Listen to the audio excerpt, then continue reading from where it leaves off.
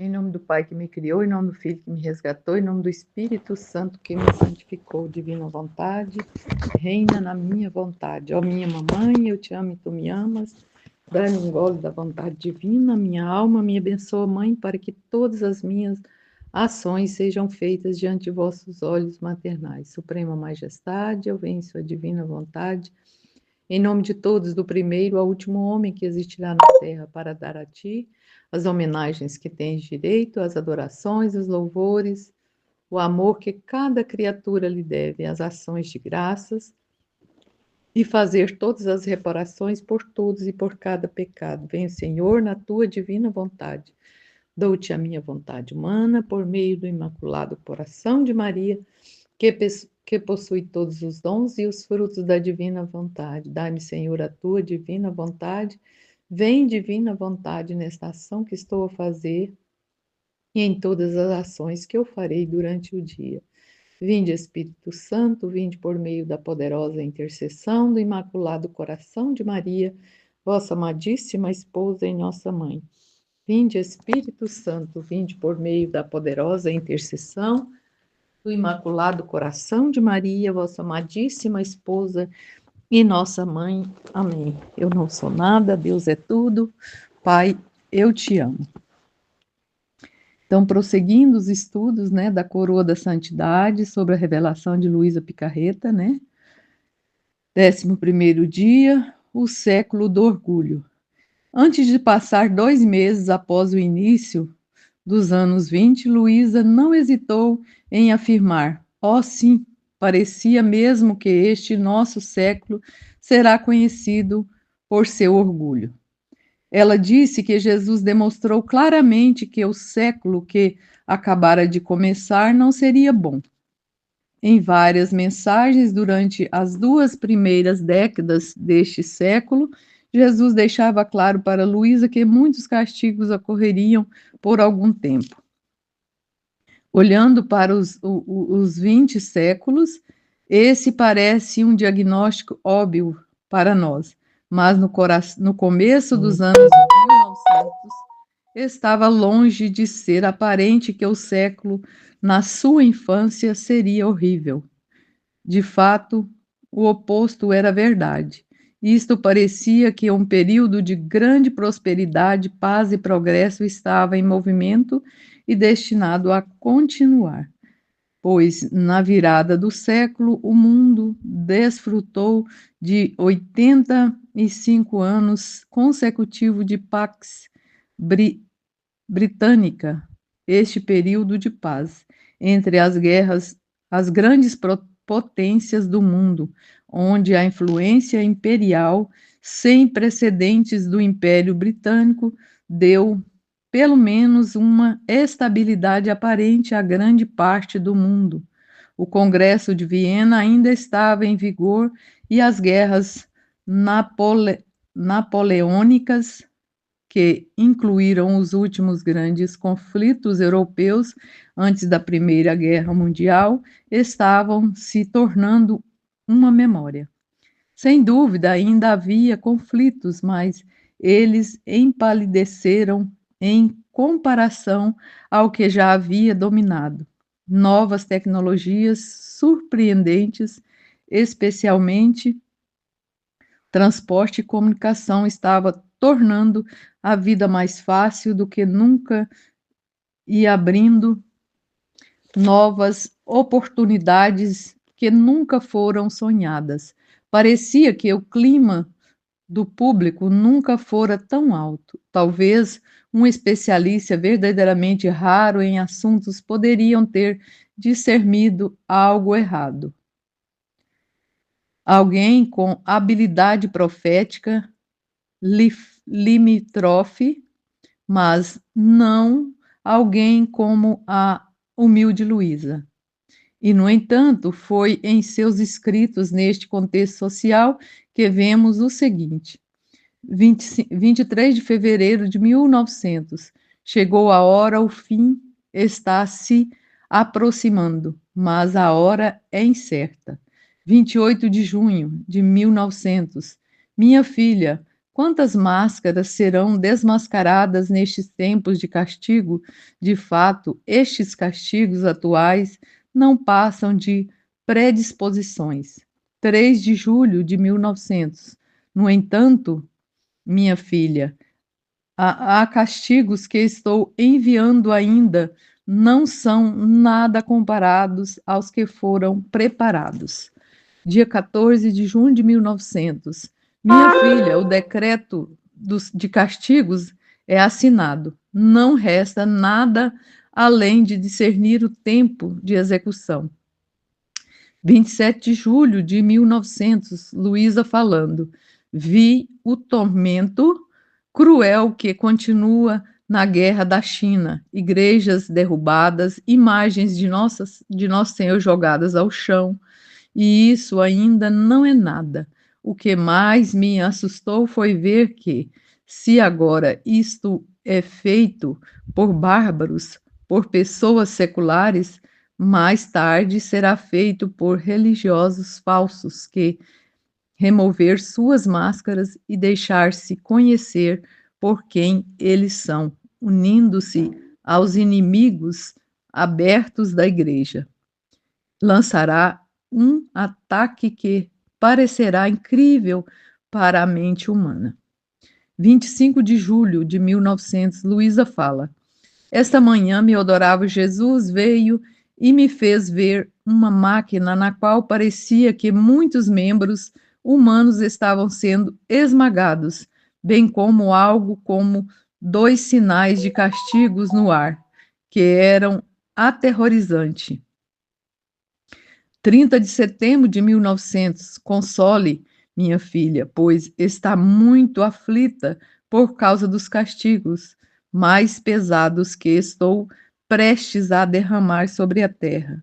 22 de outubro de 1900, Luísa falando, se realmente acontecesse os muitos castigos sobre os mais escrevi nestes livros, quem teria coragem? Não é permitente a questão de demonstrar como as revelações de Luísa foram proféticas, não sem muitas violações trágicas dos direitos humanos, é claro. Ser espectador deles e o abençoado Senhor me fez compreender com clareza que alguns deles ocorrerão enquanto eu ainda estiver nesta terra, alguns depois da minha morte, e outros serão poupados em parte. Fiquei um pouco aliviada pensando que não precisaria vê-los todos. Mais tarde, vemos mensagens igualmente proféticas sobre a continuação da natureza maligna do século.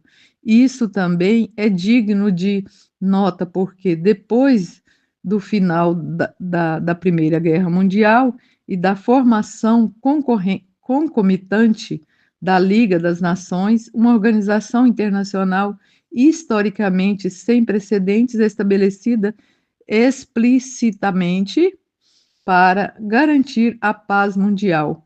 Muitos pensaram que a paz duradoura estava finalmente à mão. Jesus deixou claro para Luísa que não era assim. Por exemplo, e apenas lembremos brevemente 2 citações aqui. Profecias mais cumpridas sobre a Segunda Guerra Mundial são encontradas na seção do mesmo nome acima deste mesmo capítulo, 20 de novembro de 1914. Nos primeiros meses da Primeira Guerra Mundial, Jesus continua me dizendo que as guerras e os flagelos que estão ocorrendo agora ainda não são nada, enquanto parece que são demais que outras nações entrarão em guerra. E não apenas isso, mas que eles levarão guerra contra a igreja, atacarão pessoas sagradas e os matarão. 16 de outubro de 1918, perto do fim desta guerra, renovarei o mundo com espada, com fogo e água, com mortes súbitas e com doenças contagiosas. Eu farei coisas novas, as nações formarão uma espécie de torre de Babel. Eles chegarão ao ponto de serem incapazes de entender um ao outro. Os povos se revoltarão entre si. Eles não vão mais querer reis. Tudo será humilhado e a paz virá somente de mim.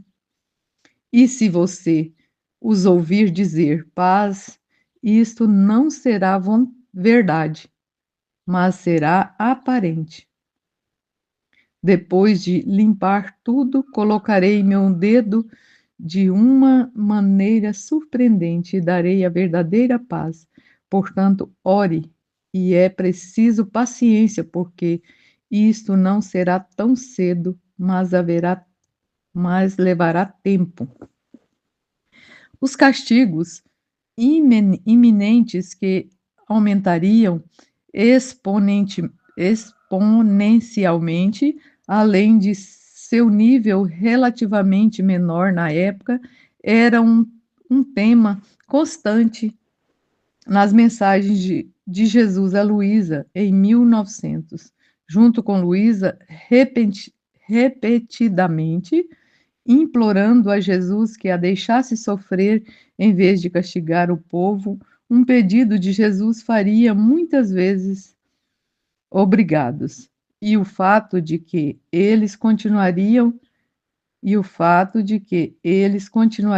era um tema constante de seus escritos pós Primeira Guerra Mundial. Luísa parou de escrever alguns meses antes do início da Segunda Guerra Mundial, pois naquele momento ela não era mais comandada sob santa obediência para fazer isso. Eminentemente foi o Papa Pio XII quem fez uma declaração sobre neste século, embora menos profético, pois ele falou isso em 1946, dizendo: talvez o maior pecado do mundo hoje seja que os homens começaram a perder o senso de pecado e que orgulho é maior do que recusar reconhecer o próprio pecado. Este, de fato, é o pináculo do orgulho. Foi isso que definiu aos 20 séculos e, tragicamente, continua a definir o mundo moderno. Luísa nos disse que esse seria o caso nos primeiros meses do 20 séculos. Exaltação de São Aníbal de França. Lembremos que Luísa tinha muitos confessores, diretores espirituais e bispos com autoridade sobre ela. Uma lista de cada um está contida nos apêndices deste livro. Apesar de multiplicidade de escolhas que Jesus tinha dos homens a quem ela podia exaltar em suas palavras, a Luísa não era outro senão o Papa Padre de Fância, sobre quem ele mais falava. Eis que, 76 anos depois de Padre de França, foi elevado à honra dos altares e fez um santo canonizado. Portanto, embora já tenha abordado quão grande é um endosso que um santo canonizado seja um confessor tão zeloso e promotor de uma revelação particular, o outro lado também é verdadeiro, pois uma revelação privada exalta tanto alguém que acaba sendo canonizado também. É profético, pois se só e serve como sua própria demonstração de validade. Jesus diz a Luísa: e você acha que a memória do padre de França Seus muitos sacrifícios e desejos de dar a conhecer a minha vontade, a ponto de iniciar a publicação, se extinguirá nesta grande obra do meu divino Fiat apenas porque eu o trouxe comigo ao céu? Não, não. Pelo contrário, ele terá o primeiro lugar, porque vindo de muito longe, procurou a coisa mais preciosa que pôde existir no céu e na terra, do ato que mais me glorifica, ou melhor, me dará glória completa por parte das criaturas, e elas receberão bens completos. Ele preparou o terreno para que minha divina vontade fosse conhecida, tanto que ele não poupou nada, nem despesas, nem sacrifícios, e mesmo que a publicação não tenha sido concluída, apenas iniciada. Ele preparou os caminhos para que um dia o trabalho de minha vontade no meio das criaturas possa ser conhecido e ter vida. Quem poderá destruir o fato de o padre de France ter sido o primeiro iniciador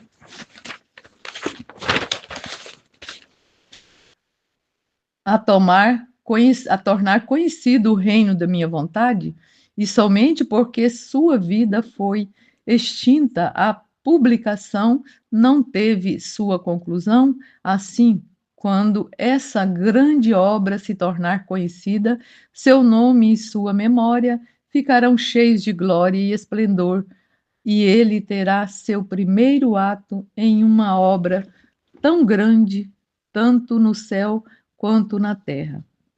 E como é verdade que Santo Aníbal teve o primeiro lugar, como Jesus disse a Luísa em 1928, entre os que promovem essa revelação sobre a vontade divina.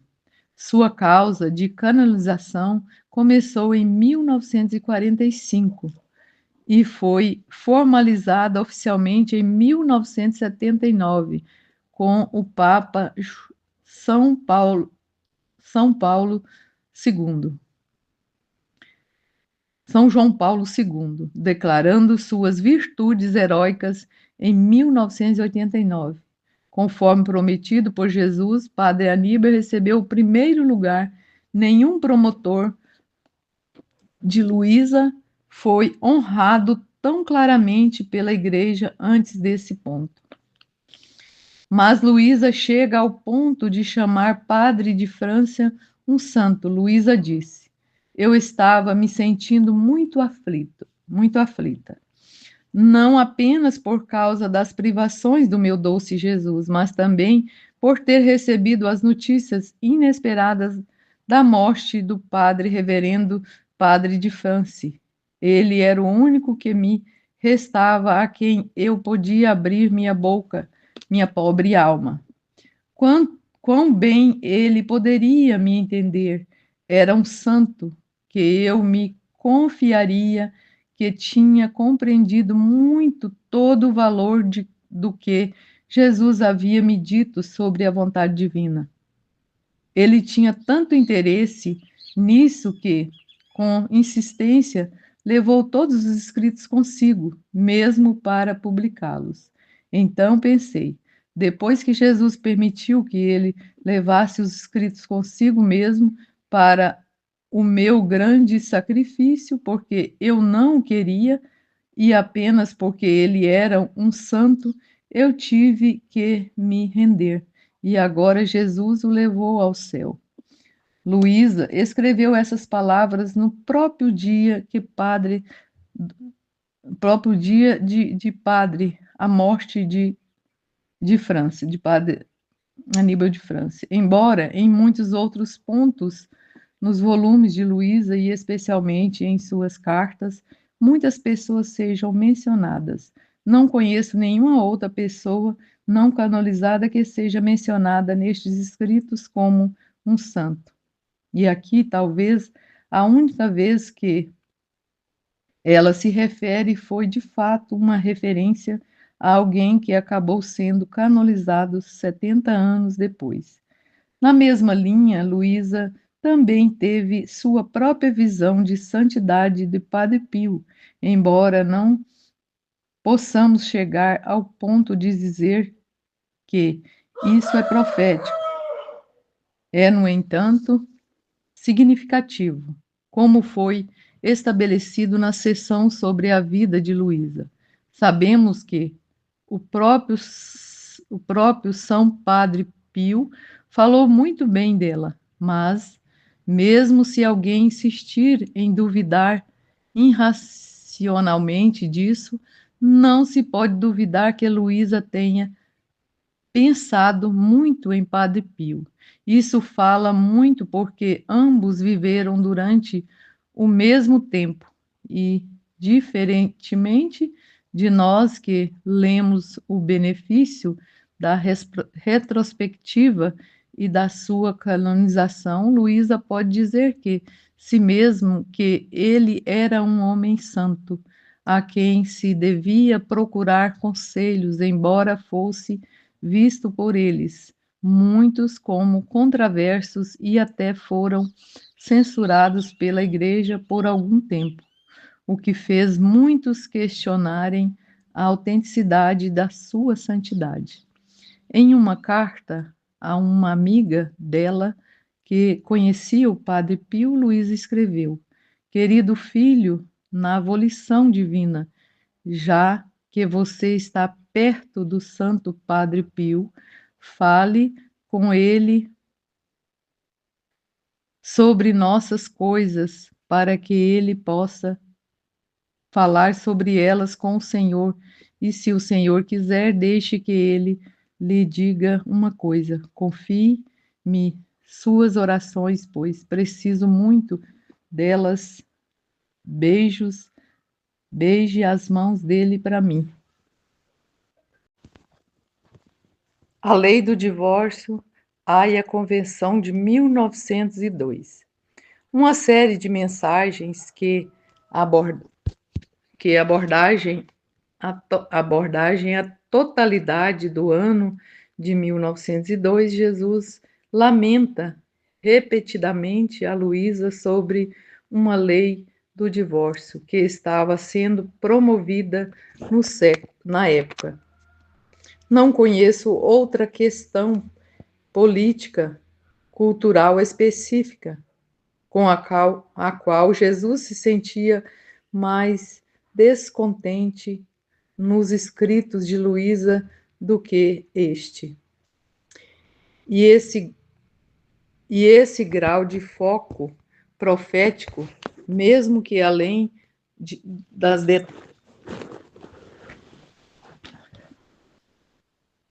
e este grau do foco é profético, mesmo além dos detalhes que serão discutidos atualmente, pois é difícil pensar em uma única coisa, exceto talvez o aborto, que causou mais estragos na sociedade do que o divórcio.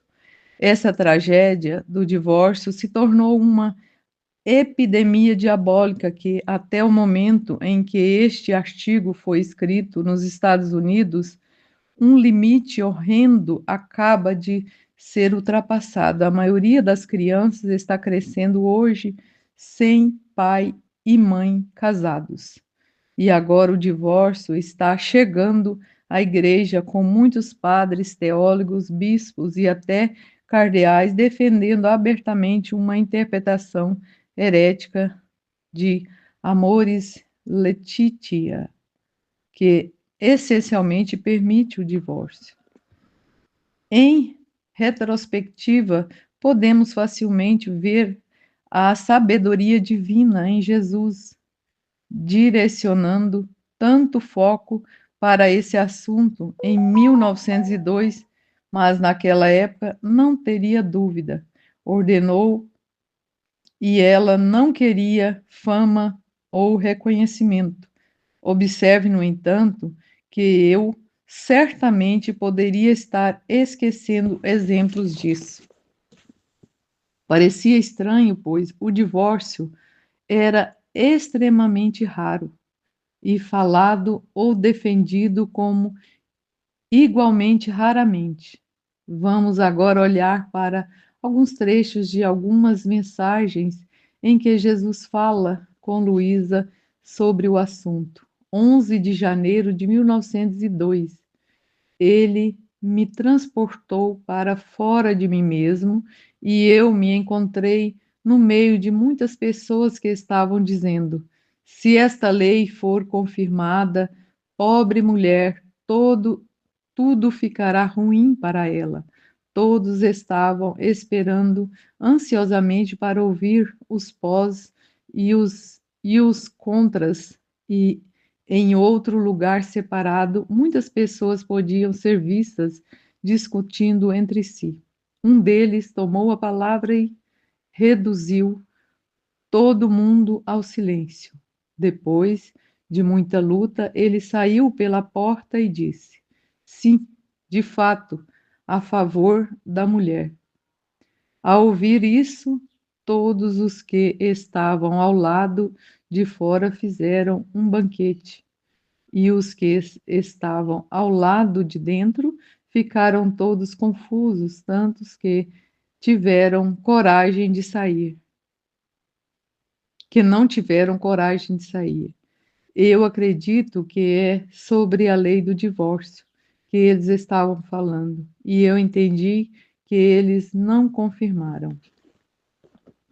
12 de janeiro de 1902. Minha filha, veja agora onde chegou a cegueira dos homens, a ponto de querer fazer leis iníquas e que vão contra si mesmas e contra seu próprio bem-estar social. Minha filha, é por isso que estou chamando você a sofrer novamente, para que, ao se oferecer comigo à justiça divina, aqueles que devem combater essa lei do divórcio possam obter graça leve e eficaz para serem vitoriosos. Minha filha, eu tolero que eles façam guerras e revoluções e que o sangue dos novos mártires inunde o mundo. Isso é uma honra para mim e para a minha igreja, mas esta lei brutal é uma afronta à minha igreja e é abominável, intolerável para mim.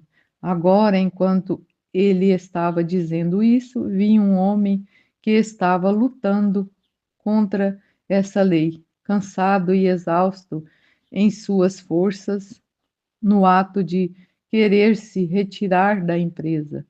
Assim, juntamente com o Senhor, o encorajamos e ele respondeu: vejo-me lutando quase sozinho e incapaz de obter a intenção.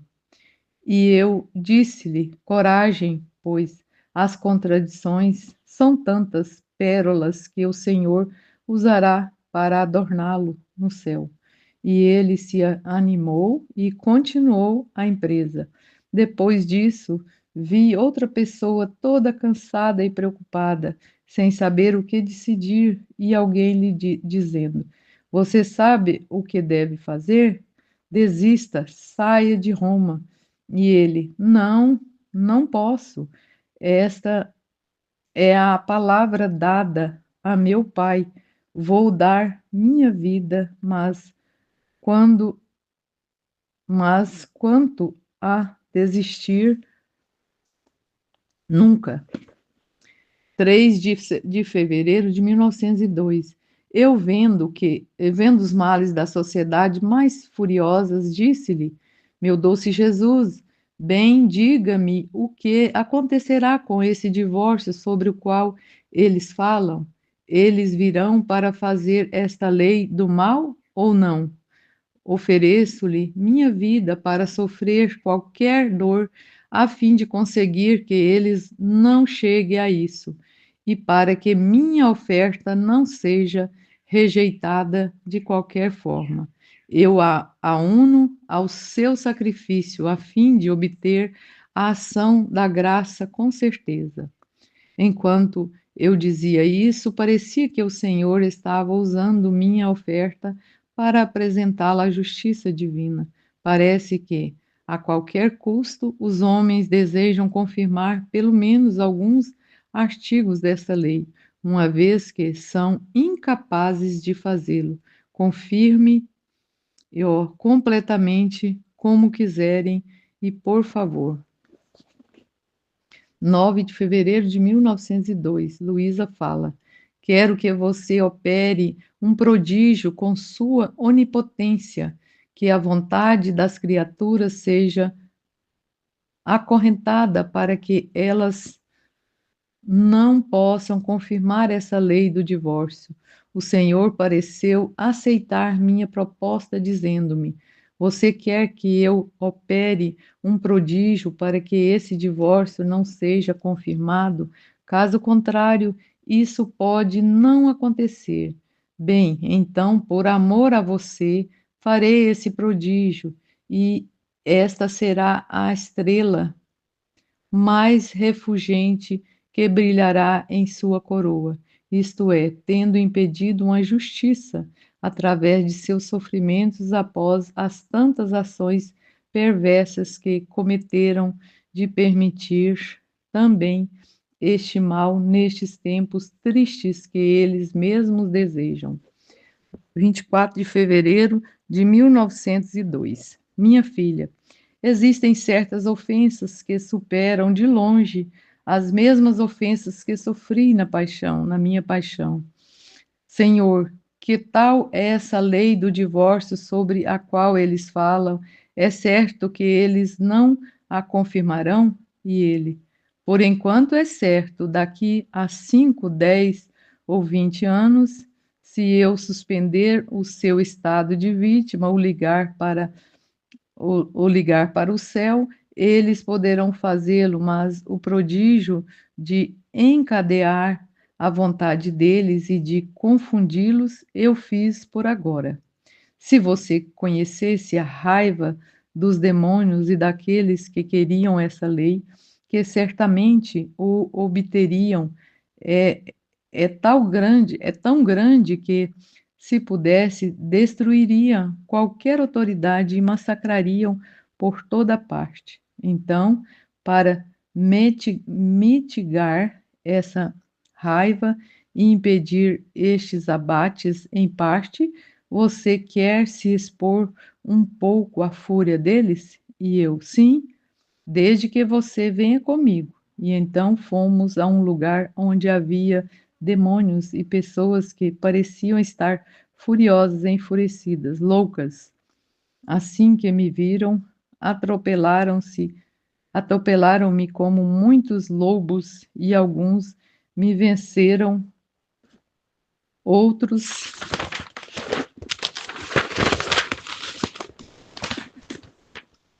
outros rasgaria minha carne. Eles queriam me destruir, mas não tinham o poder de fazê-lo. Quanto a mim, no entanto, apesar de ter sofrido muito, não os temi, porque tinha Jesus comigo. 8 de fevereiro de 1902. Vi um sacerdote vestido de branco, junto com nosso Senhor.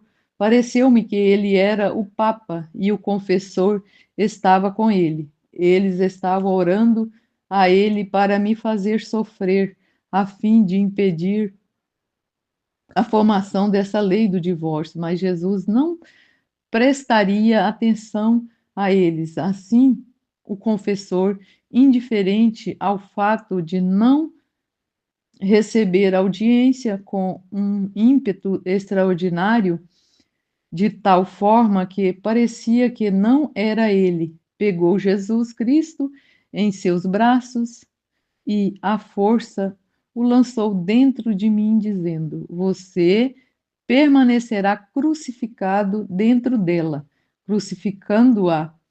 Mas não queremos essa lei do divórcio.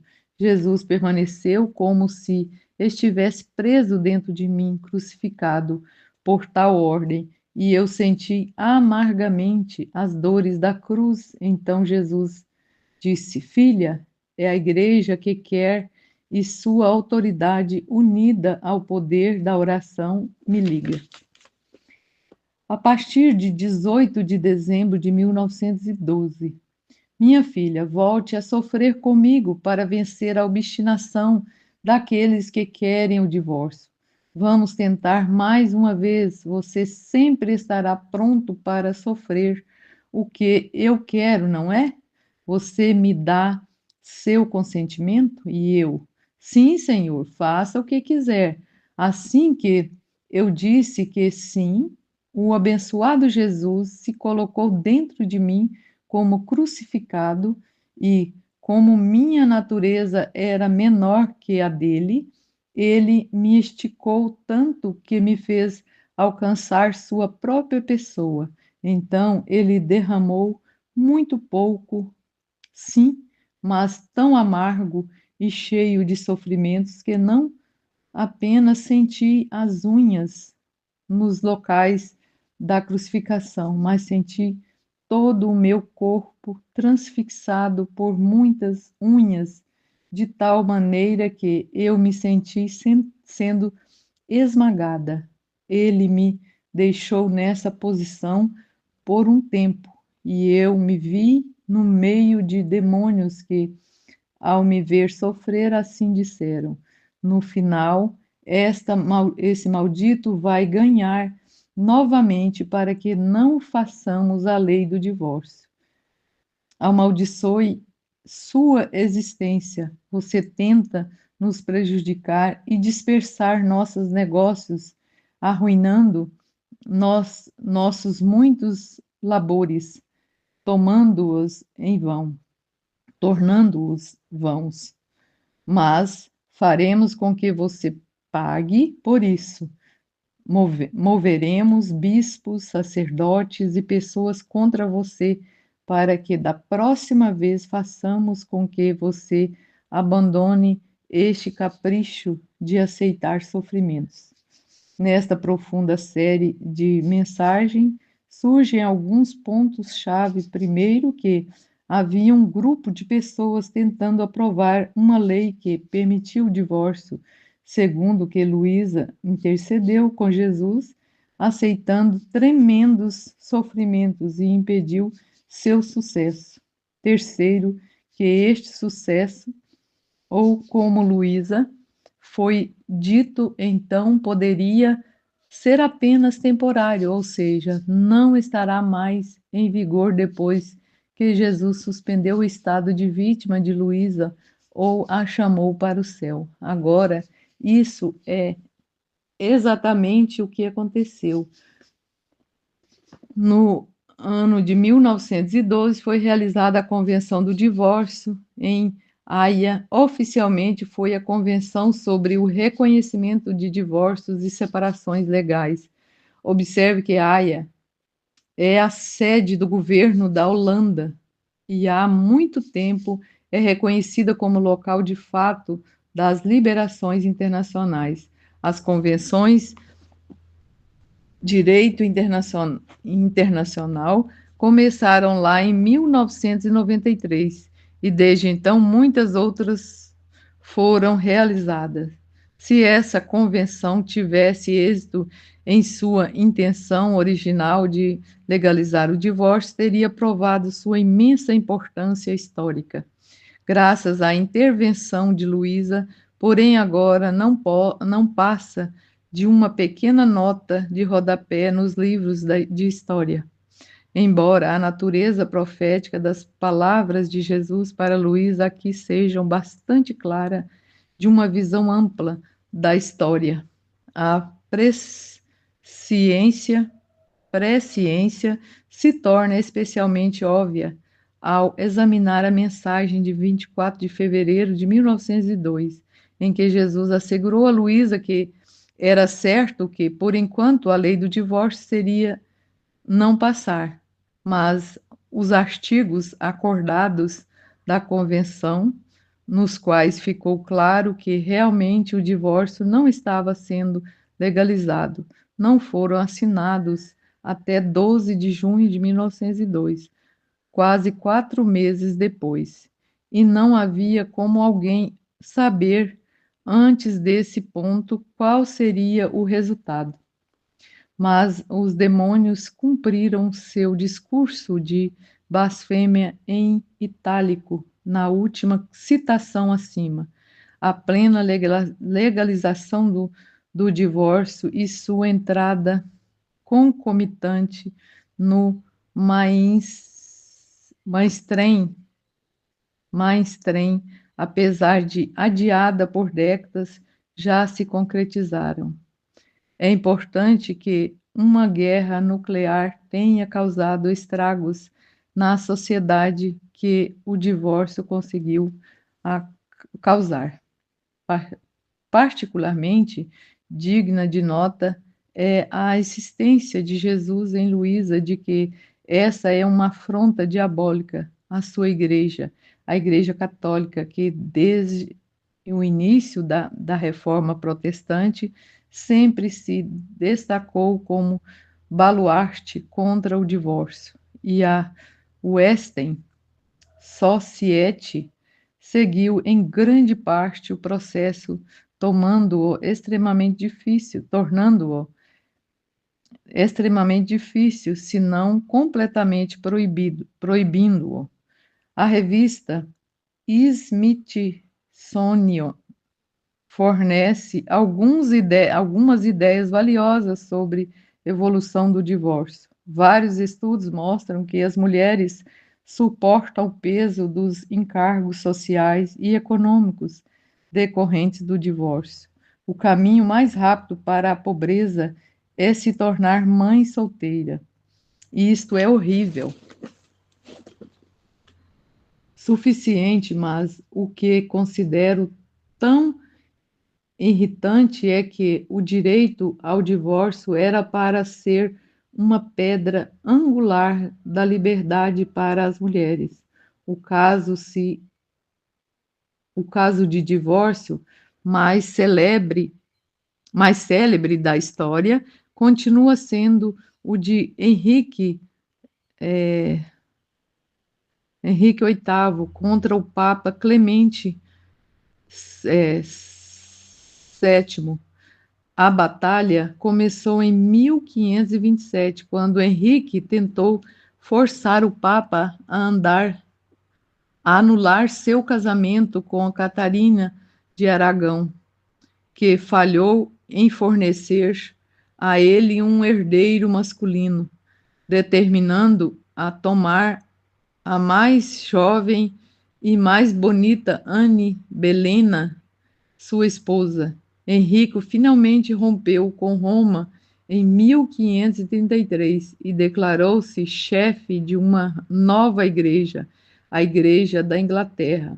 O casamento de Henrique com Anne levou precisamente um divórcio em 1553.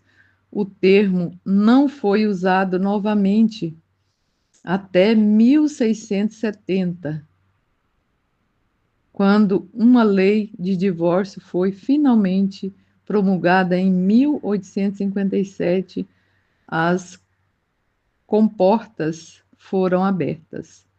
O número de divórcios na história da Inglaterra eram meros 324. Apenas 4 dos 324 casos foram traduzidos por mulheres. Como podemos ver aqui, apesar da importância do divórcio na formação do protestantismo, ele ainda era um fenômeno na Europa antes dos anos 1980.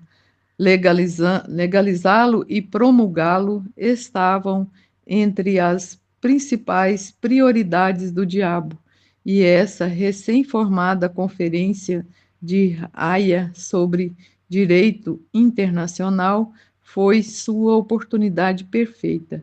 Não apenas ele falhou em suas intenções naquele momento, mas continuou a falhar por décadas, como foi somente na década de 1970, depois que Luísa foi levada para o céu, ou seja, não é mais uma alma vítima, que o divórcio tornou-se comumente legalizado e praticado em todo o mundo ocidental. Terremotos. Em 17 de abril de 1906, Luísa recebeu grandes castigos, especialmente terremotos em 3 cidades diferentes nos Lemos. Hoje de manhã tive um mau momento. Eu estava fora de mim e não conseguia ver nada além de fogo.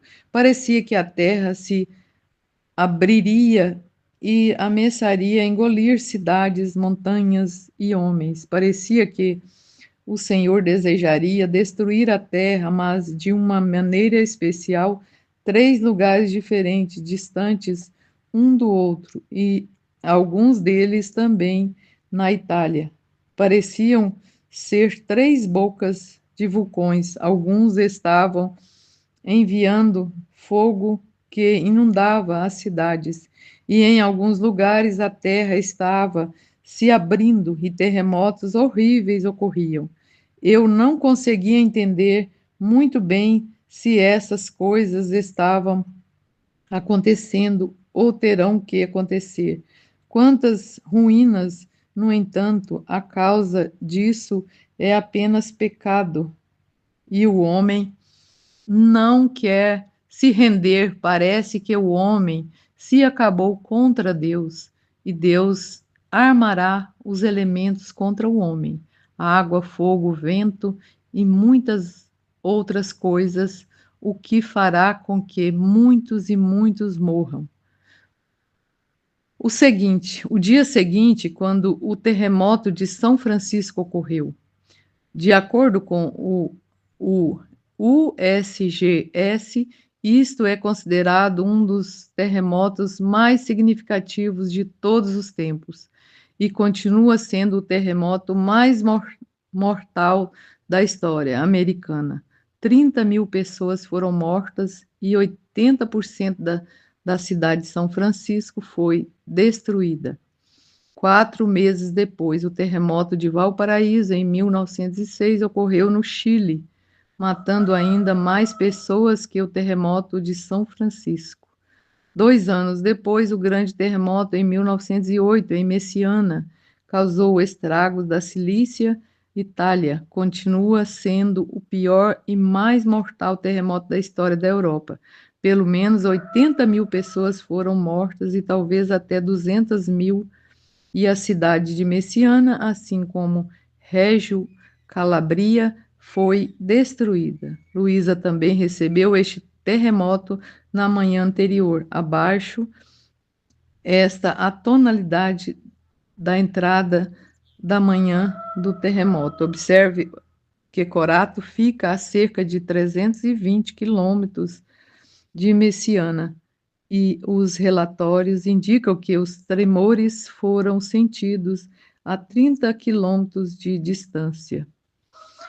Encontrando-me no meu estado habitual, senti como se a terra estivesse tremendo e quisesse escapar debaixo de nós. Fiquei preocupada e disse a mim mesma: Senhor, Senhor, o que é isso? E ele, no meu interior, terremotos, e ele ficou calado. Eu quase não prestei atenção nele, e dentro de mim continuei minhas coisas interiores habituais, quando, de repente, cerca de 5 horas após a palavra ter sido dita para mim, senti o terremoto de forma sensata. Assim que senti cessar, me vi fora de mim, quase confuso. Pude ver coisas angustiantes, mas essa visão foi imediatamente removida de mim e me vi dentro de uma igreja. Um jovem vestido de branco veio do altar. Creio que ele era nosso Senhor, mas não posso dizer com certeza. E se aproximando de mim com um olhar imponente, ele me disse: Venha. Dei de ombros sem me levantar. E calculando dentro de mim que naquela hora ele estava açoitando e destruindo, eu disse: Senhor, você quer me levar agora, quase recusando o convite dele. E o jovem se jogou em meus braços e no meu interior ouvi-o dizer: Venha, venha, ó filha, para que eu acabe com o mundo. Destruirei grande parte disso, com terremotos, água e guerras. Luísa recebeu suas mensagens de Jesus no meio da noite, entre meia-noite e 1 hora da manhã, enquanto estes terremotos ocorreu às 5h20. Além disso, o padre estava para fazer missa no quarto dela de manhã cedo. Não é defensável que ela tenha rabiscado esta passagem. Ela era uma escritora lenta. No curto espaço de tempo entre sentir o terremoto e o padre vindo fazer a missa. Além disso, como ficou claro, a extensão externa desse terremoto é evidente em o tom desta mensagem, ao passo que Luísa não teria meios terrestres de compreender qualquer sugestão de sua extensão por muitas horas, senão dias após sua ocorrência. Por tudo o que ela teria sentido fisicamente a 200 quilômetros de distância eram tremores relativamente fracos, que, pelo que sabia, poderia ter sido apenas um pequeno terremoto mais próximo. O socialismo e o povo italiano, festa. Minha filha, os socialistas conspiraram entre si para atingir a igreja. Isso eles fizeram publicamente na França e na Itália de uma maneira mais oculta. E a minha justiça está procurando espaços vazios para pôr a mão nos castigos. Embora hoje os observadores estutos estejam bem cientes dos maus motivos que estão por trás do socialismo e de sua história sombria, esse grau de entendimento era raro em 1903, quando Jesus falou essas palavras a Luísa. Naquele momento, o Partido Socialista Italiano tinha apenas 11 anos e seria profético por si só reconhecer que, naquele momento, em sua infância relativa, seu plano era atingir a igreja. Além disso, logo ficará claro que, infelizmente, esse enredo nefasto, em particular dos socialistas, sobre o qual Jesus informou Luísa nessa mensagem, foi de fato vitorioso. Mas, como em muitas tragédias, começou há muito tempo com nobres intenções, formado pelo servo de Deus Luigi Sturzo, o italiano. Povos, festa foi inspirada nos ensinamentos da famosa encíclica do Papa Leão VIII, Rerum Navarum, e procurou colocá-lo em ação política concreta. Infelizmente, e embora tenha uma intenção nobre, o Partido Popular Italiano apenas abriu o caminho para que muitos se voltassem para apoiar o fascismo socialista Mussolini e, assim, contribuir para a perseguição da Igreja.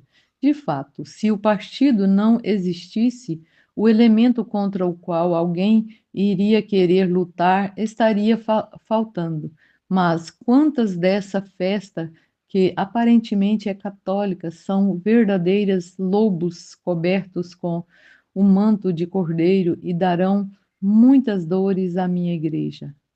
Muitos acreditam que, com este partido, a religião será defendida, mas será o contrário. e os inimigos usarão para ferir mais contra ela. Agora, é mais do que seguro dizer que Padre Luigi Sturzo, que lembramos agora, é um servo de Deus e que foi o líder do partido por algum tempo. Definitivamente não está entre os que Jesus se referem como lobos em pele de cordeiro. De fato, o absurdo externo de tal afirmação apenas prova o valor profético da mesma, pois nenhum comentarista católico razoável na época teria falado de maneira que Jesus aqui faz sob este partido. E, no entanto, o desenvolvimento da história provou que as palavras de Jesus estavam corretas. O fim do partido, essencialmente uma ação direta do Vaticano, ocorreu apenas 2 anos depois que Jesus disse essas palavras a Luísa. Na sua entrada em Padre Luigi, a nova enciclopédia católica compartilha alguns detalhes sobre o Partido Popular Italiano. Em 1919, o padre Sturzo estava no centro das atenções nacionais como o espírito comovente por trás do Partido Popular, precursor do Partido Democrata Cristão. Este foi seu golpe de mestre na política, pois deu à Itália um partido de massas democrático de orientação católica. Além disso, ao recusar fazer da religião um fator divisor na política, o Partido Popular abriu o caminho para um desenvolvimento normal da vida política entre os extremos do clericalismo e do anticlericalismo, infelizmente. Fascismo provou ser forte demais por razões que Sturzo trata na Itália e no fascismo Nova York em 1927. Os historiadores, aguardando evidências de arquivo, atribuem a renúncia do Sturzo ao partido.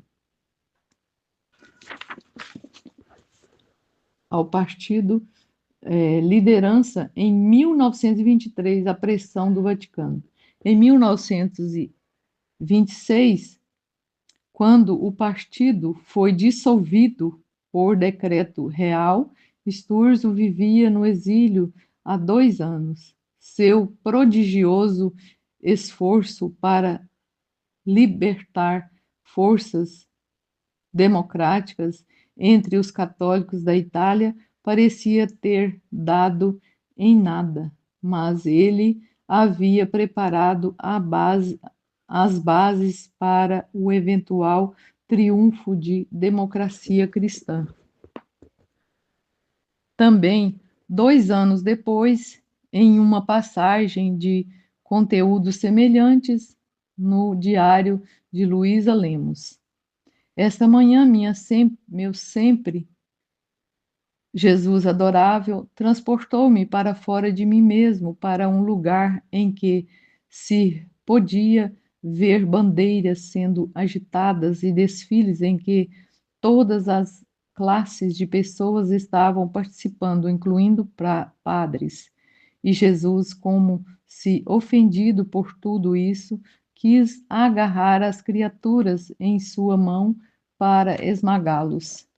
E eu, segurando a mão dele na minha, apertava-o, dizendo: meu Jesus, o que você está fazendo? Afinal, eles não parecem estar fazendo coisas más, mas sim coisas boas. Parece que a igreja está se unindo aos seus inimigos de antes, e isto não mostra mais essa aversão em lidar com pessoas da igreja. Pelo contrário, eles os chamam para abençoar as bandeiras. Isto não é bom? Não é bom sinal? E você, em vez de ficar satisfeito com isso, parece ficar ofendido. E Jesus, suspirando e muito aflito, me disse: Minha filha, como você se engana? Este é o ponto mais sombrio da sociedade atual, e sua união significa que todos eles têm uma cor. Os inimigos não têm mais medo e horror de se aproximarem das pessoas da igreja, porque, como a verdadeira fonte de virtude e religião não há neles. Pelo contrário, alguns deles celebram o sacrifício divino sem acreditar em minha existência. Para outros, se eles acreditam, é uma fé sem obras. E a vida deles é uma cadeia de enormes sacrilégios. Então, que bem podem fazer se não o tiverem? 10. O presente em si. Se você leu os capítulos anteriores, tornou-se claro que as revelações que Jesus deu a Luísa são tão autênticas e válidas quanto chegam e realmente exige uma resposta sincera. E daí é isso sem precedentes, enorme e espantoso presente do que falam? O que é isso? O que é isso? Agora que finalmente estou pronto para lhe dizer abertamente e sem véu exatamente o que é este presente, devo garantir dentro de si, como eles podem chamar os outros à conduta de um verdadeiro cristão, divulgando o que é o grande pecado do mal, se a vida da graça está faltando neles, com todos os sindicatos que eles formam, não há mais homens que cumpram o preceito. Portanto, não é a união de triunfo da religião, é o triunfo de seu partido, e mascarando-se com isso, eles tentam cobrir o mal que estão tramando. É a verdadeira revolução que está oculta sob essas máscaras, e eu permaneço sempre o Deus ofendido tanto pelo mal que finge em tom de piedade, a fim de fortalecer seu pedido e, portanto, fazer um mal mais grave, e por pessoas da igreja que, tendo uma falsa piedade, não são mais bons para atrair os povos a me seguir. Pelo contrário, são os povos que os levam embora. Pode haver um tempo mais triste que isso? A pretensão é o pecado mais feio e o que mais fere meu coração. Portanto, ore e conserte. Ore e conserte, ponto, né? Até o momento em que este artigo foi escrito, o Partido Popular Italiano passou por muitas transformações e sucessões, mas hoje, como finalmente se transformou no Partido Democrata da Itália, não passa de uma força para a destruição socialista da sociedade. Assim, as palavras de Jesus a Luísa são novamente comprovadas proféticas. Antes de deixar de lado essa sessão de profecias cumpridas, desejo lembrar aos leitores o que foi dito nas notas introdutórias deste livro. Sou apenas um seguidor humilde de Luísa e de modo algum me considero um especialista. O que apresentei aqui é pouco mais do que aquelas profecias cumpridas que, por acaso, lembro da minha própria leitura de seus escritos. Estou certa de que existem muitos mais em seus volumes e encorajo você a descobri-lo por si mesmo. Faço com muito cuidado, como faria com a maior cautela com outra pessoa, um diamante espetacular e mais precioso. E assim perguntarmos o que exatamente é esse presente, o dom de viver na divina vontade é o melhor e mais amplo nome para essa nova santidade, essa nova e divina santidade, mencionada pelo Papa João Paulo II, mas tem muitos outros nomes. Entre eles estão a participação contínua do único eterno da Trindade.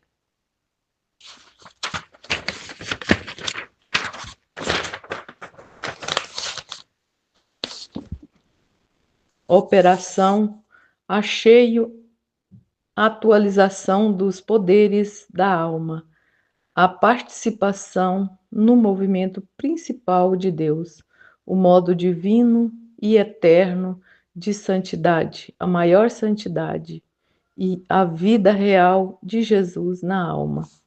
Mas o que exatamente isso significa? O que é o presente? Responderei a essa pergunta fazendo 3 perguntas seguidas de uma explicação das respostas adequadas a elas, à luz do dom de viver na vontade divina. Convido você a fazer uma pausa depois de ler cada pergunta e refletir sobre como realmente respondê-la da melhor maneira, mais completa e possível.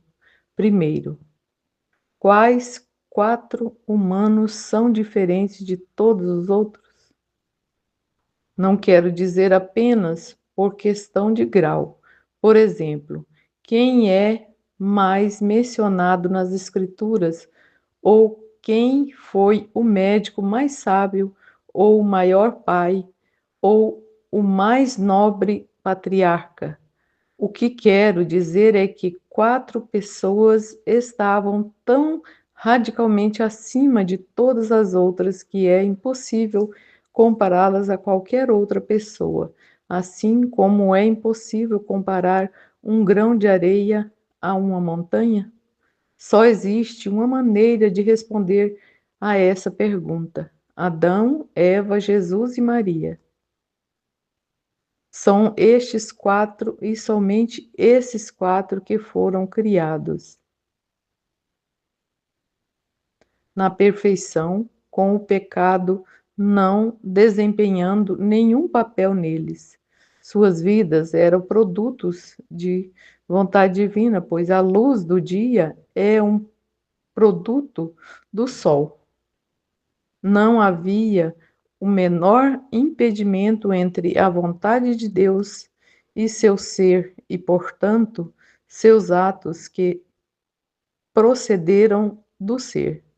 O dom de viver na divina vontade, aberto desde o tempo de Luísa a qualquer alma em estado de graça, é o mesmo estado de santidade que o que estes 4 possuíam, embora com importantes destinações. Agora, a bem-aventurada Virgem Maria é verdadeiramente a quintessência de viver na vontade divina e nosso modelo para isso. Sua dignidade ultrapassa em muito a de Adão e Eva, e, além disso, ela permanece uma criatura diferente do seu Filho divino. Através de Nossa Senhora, Deus demonstra exatamente que maravilhas da santidade Ele é capaz de trabalhar em um ser humano criado. Nas revelações de Luísa, aprendemos que não é a vontade de Deus que só Maria permanece em um estado tão elevado de santidade, apenas para olharmos de uma posição quase infinitamente inferior. Pelo contrário, é seu, é seu, aqui me refiro Aqui me refiro apenas à natureza humana criada, à alma humana de Cristo, em oposição à sua pessoa e à sua natureza divina. A pessoa Jesus Cristo, é claro que ninguém menos que duas pessoas da Trindade é incriado. É claro que essa perfeição mudou radicalmente para Adão e Eva no outono.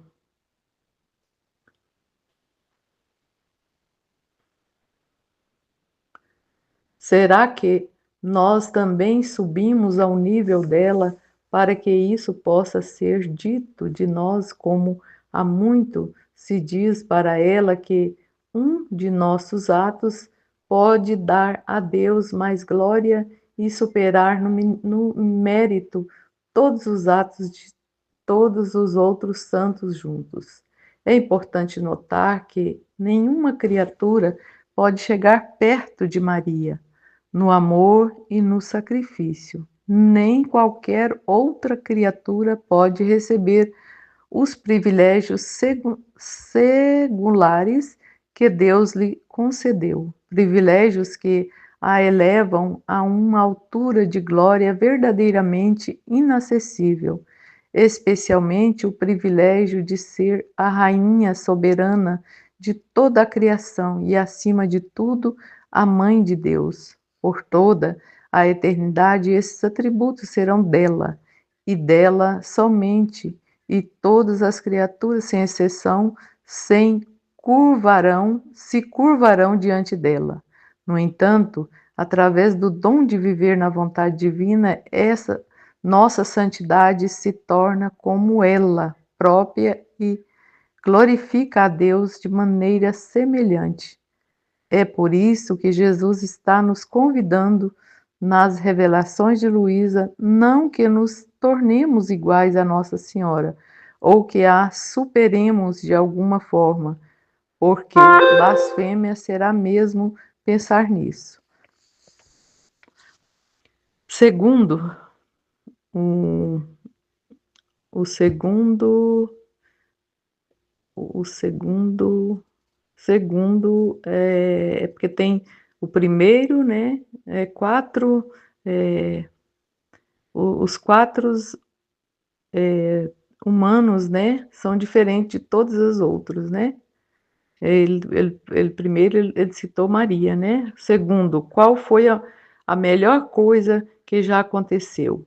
Uma questão tão ampla e fundamental provavelmente confundirá qualquer cristão, pois não faltam grandes coisas para escolher, mas na realidade a resposta é simples e não há segundo próximo à encarnação. Na encarnação, o infinito entrou no finito e, ao fazê-lo, o exaltou ao reino divino. O Catecismo da Igreja Católica declara, citando Atanásio e Tomás de Aquino, respectivamente: pois o Filho de Deus se tornou homem para que nos formássemos Deus. E o Filho unigênito de Deus, querendo nos tornar compartilhadores em sua divindade, assumiu nossa natureza para que ele, feito homem, fizesse homens deuses. Indescritivelmente grande como a encarnação foi, o Pai das misericórdias desejou que a encarnação fosse procedida de consentimento por parte da mãe predestinada. Catecismo da Igreja Católica, citando Santo Atanásio e São Tomás de Aquino, né?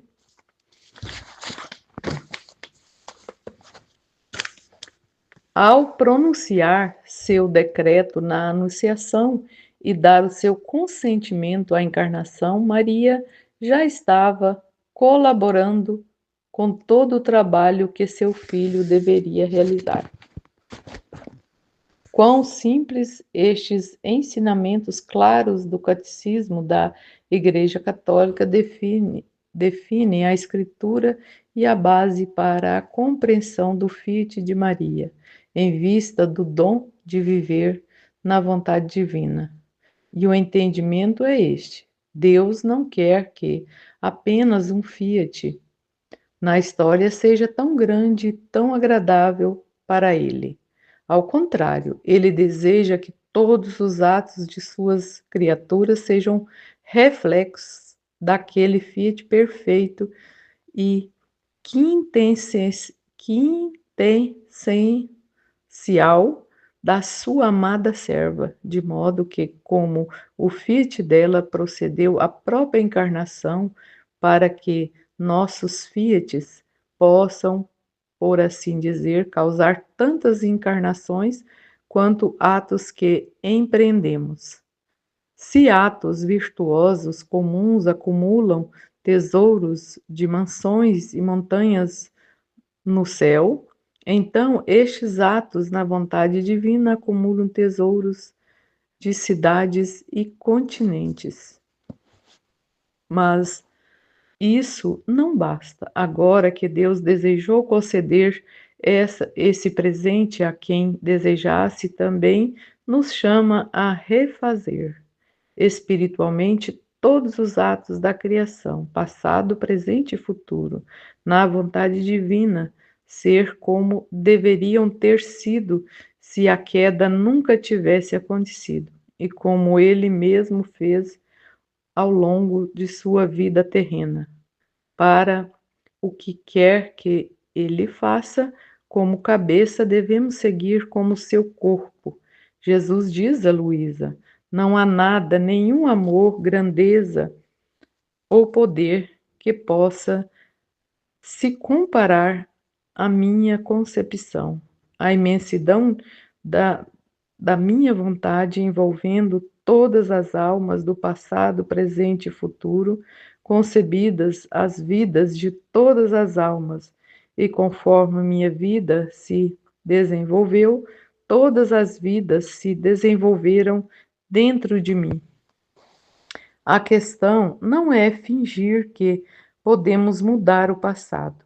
Atos objetivos do passado não podem ser mudados.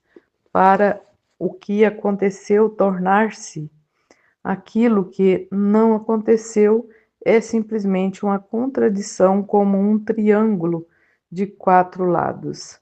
No entanto, o que Deus está de fato nos chamando a fazer com este presente é reparar a relação entre os atos do passado e a eternidade para garantir que o presente tenha a relação adequada com o presente.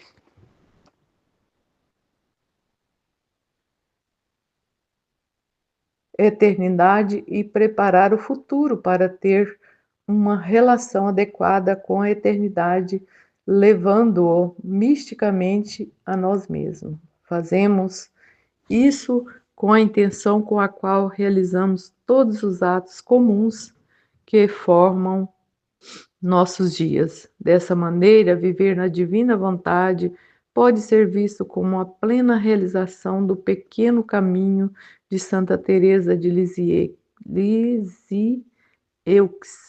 Também refazemos os atos de criação através de orações especiais dadas a Luísa, ou seja, as rodadas da criação e as horas da paixão, as quais serão discutidas mais adiante. Terceiro, né? Como deve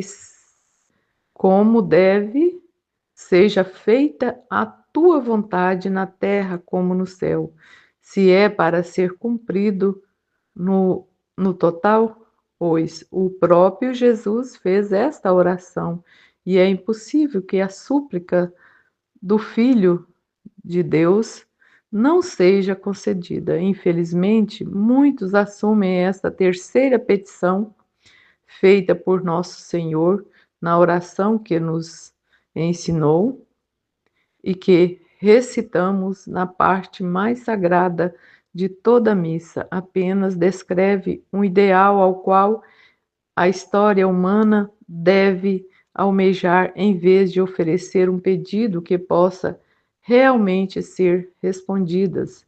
Esse entendimento, no entanto, duvida do poder e da misericórdia de Deus, que, de acordo com as relações de Luísa, garantirá de fato que, dentro do reino do tempo, sua vontade reinará na terra como no céu. Este reinado é chamado do terceiro fiat, da santificação, terceiro na criação e redenção.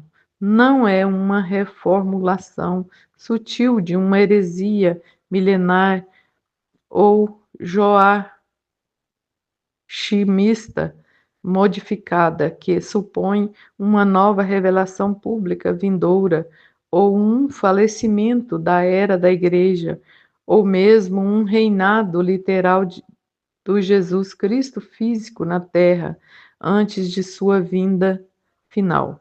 Em vez disso, esta era vindoura, da qual Jesus fala com Luísa, implica um tempo em que, em vez de este presente ser desfrutado apenas por poucas pessoas, ele é vivido universalmente, e assim como as consequências do pecado são vistas na devastação do mundo físico, também serão vistas no mundo físico as consequências dessa maior graça sendo vivida por todos.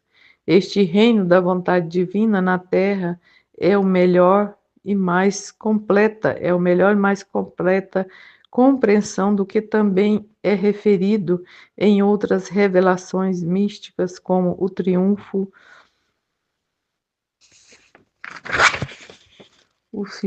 da Imaculado Coração de Maria, o glorioso reino eucarístico da paz ou a era da paz. As revelações de Luísa não dão datas, mas indicam que esse tempo profetizado está para chegar em breve. Quão rapidamente depende em grande parte de nossa resposta. O propósito dos tempos em que vivemos agora é permitir que certas almas recebam este dom como indivíduos em preparação para o momento em que o mundo inteiro a receberá. Considere as décadas de admiração e antecipação que antecederam o fiat da redenção, que foi totalmente consumado na última ceia, quando a notícia se espalhou lenta, mas seguramente, sobre as coisas incríveis que acontecem quando o medo veio a todos os seus vizinhos, e todas essas coisas foram discutidas em toda a região montanhosa da Judéia, e todos os que os ouviram os colocaram em seus corações, dizendo: o que será então essa criança?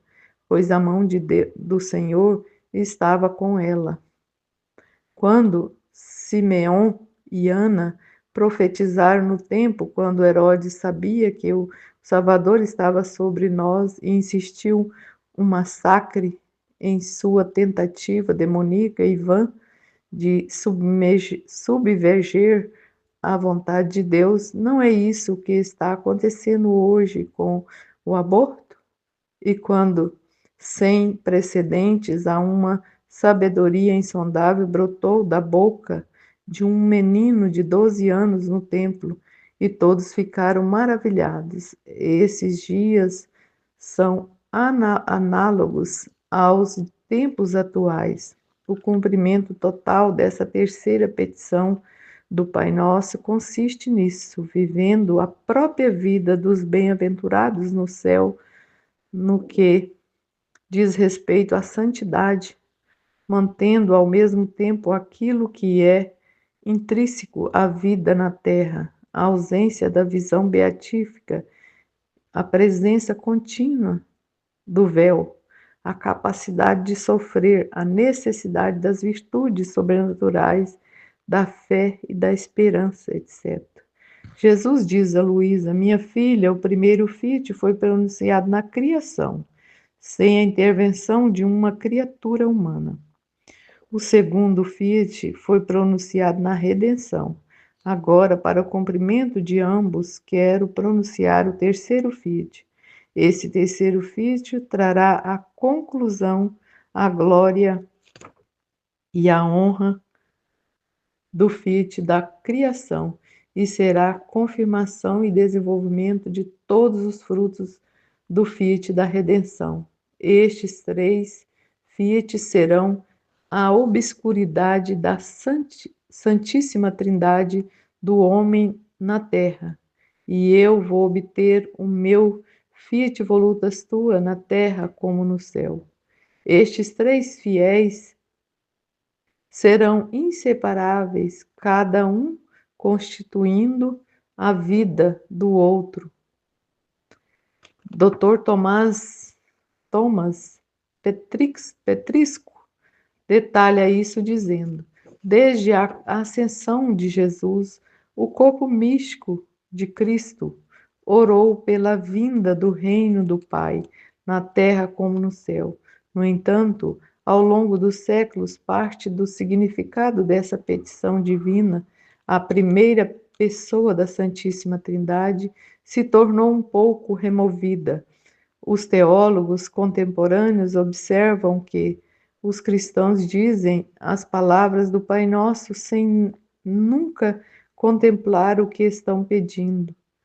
Da mesma forma, poucos pensam que o reino de Deus realmente venha a existir de alguma forma maior na Terra, mas desde o século XIX, os escolhidos de Deus, seus profetas e visionários, disseram que há mais significado nesta oração do que podemos pensar e que precisamos reexaminá-la mais claramente para entender os planos de Deus. Em Fátima, Maria prometeu que Deus traria uma nova era ao mundo. É uma época que honra a Deus e lhe dá a glória que ele merece. Maria diz que deve ser uma era da paz. Acima de tudo, especialistas que estudaram a palavra de Maria dizem que essa é uma época que mais se assemelhará ao reino na terra do Pai do que em qualquer outro momento desde o início, que cumpram em maior grau as palavras da oração do Pai Nosso e que finalmente leva a cabo uma antiga profecia que há muito se encontra nas escrituras e tradições judaico-cristãos. Historiadores da Igreja nos dizem que a fé judaico-cristã começa funcionalmente na profecia e na história. Os padres da Igreja entendiam que o cristianismo e sua raiz, o judaísmo, eram radicalmente diferentes de outras religiões. Antes do judaísmo, as religiões do mundo não tinham perspectiva histórica, mas começando com Abrão, as promessas de eventos futuros foram profetizadas e depois cumpridas na história.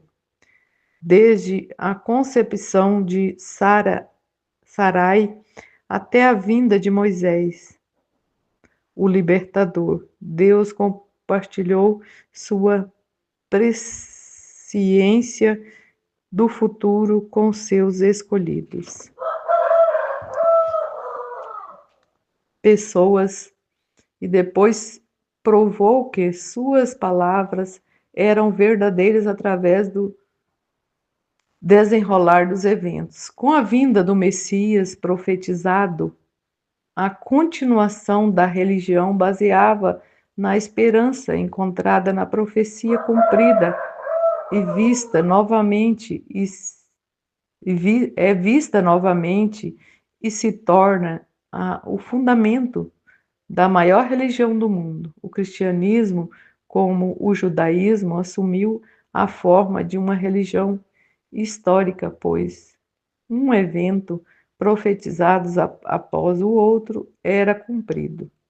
Se neste ponto você se sentir preocupado com a ortodoxia de reivindicações tão grandes, eu totalmente compreendo. Sinta-se à vontade para pular para o capítulo Respostas às objeções deste livro.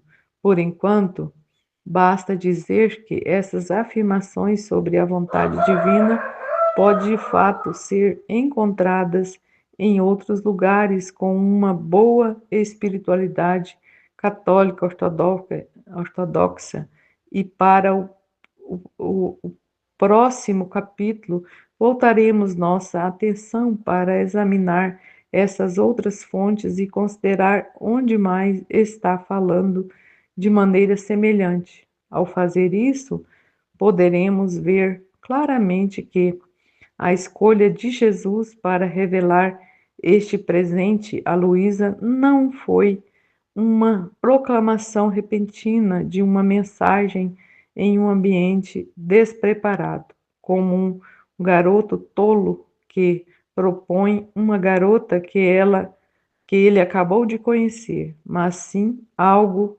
perfeitamente exigido e preparado para como o Espírito Santo guiava a igreja há muito tempo. Amém.